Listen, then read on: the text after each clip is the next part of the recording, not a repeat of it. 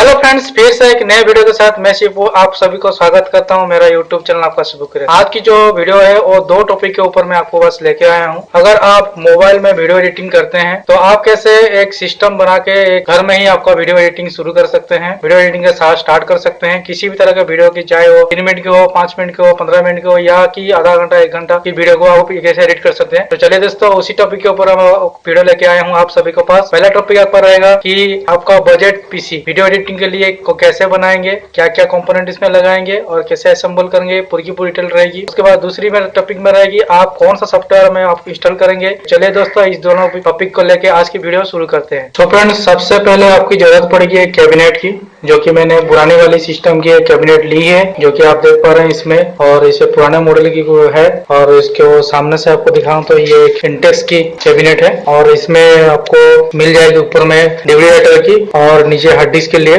और इसके सबसे नीचे भी हार्ड डिस्क के लिए दी गई है। तो ये मेरी चीज अनवांटेड है, तो मैं इसको काट के निकाल दूंगा।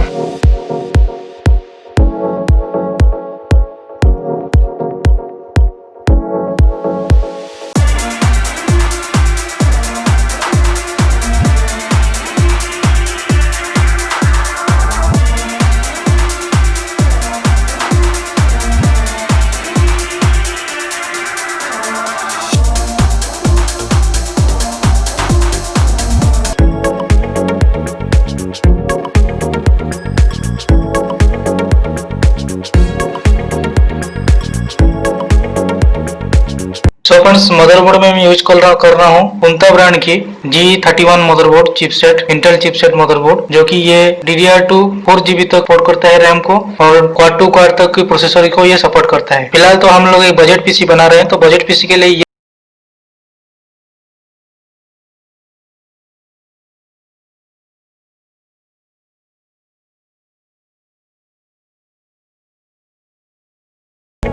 तो दोस्तों, बात करें प्रोसेसर की, मैं यहाँ पे ले रहा हूँ कोर 2 Duo 3 GHz की प्रोसेसर है, जो कि 6 MB कैश मेमोरी के साथ आता है। तो ये मैं यूज कर रहा हूँ इसमें। तो उसके साथ मैं रैम का यूज कर रहा हूँ हाइनिक्स की, एक 2GB रैम और एक 1GB रैम, मिनिमम 3GB की रैम है। तो आप हमेशा ध्यान रखें कि मिनिमम तो 3GB ही रैम ही आपको जरूरत पड़ेगी।